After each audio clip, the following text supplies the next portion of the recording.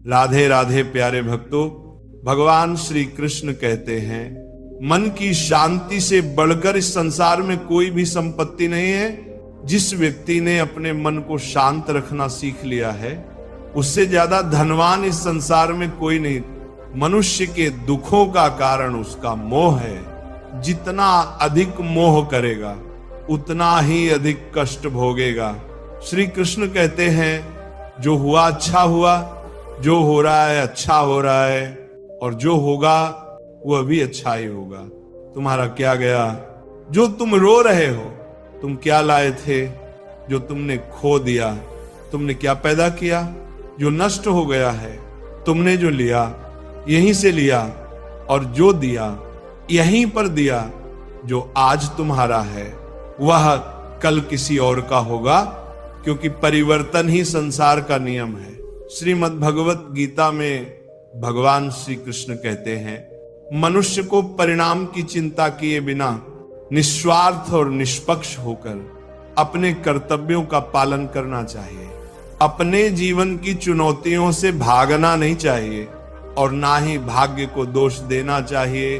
हे अर्जुन, अपने आप को भगवान के प्रति समर्पित कर दो, यही सबसे बड़ा सहारा है। श्री कृष्ण कहते हैं इंसान अपने जन्म से नहीं अपने कर्म से महान बनता है। जब इंसान अपने काम में आनंद खोज लेते हैं तो वह पूर्णता प्राप्त करते हैं।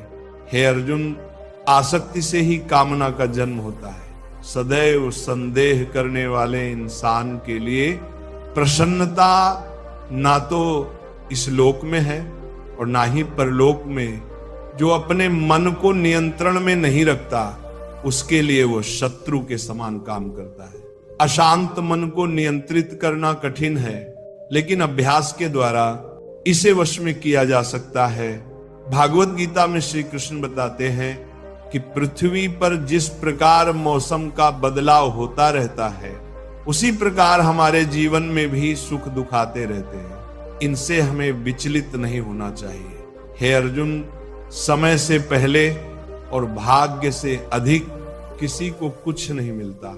जैसे दीपक की बाती को दीपक तले छुपा अंधेरा दिखाई नहीं देता, वैसे ही मनुष्य को जवानी के पीछे छुपा बुढ़ापा और कमजोरी दिखाई नहीं देती। किसी भी प्राणी को उसका मन जीवन के अंत तक अपने जाल से निकलने नहीं देता। रस्सी में बांधकर उसे तरह तरह के नाच नछवाता रहता है। वह जीव को इतनी फुर्सत ही नहीं देता कि वह अपने अंतर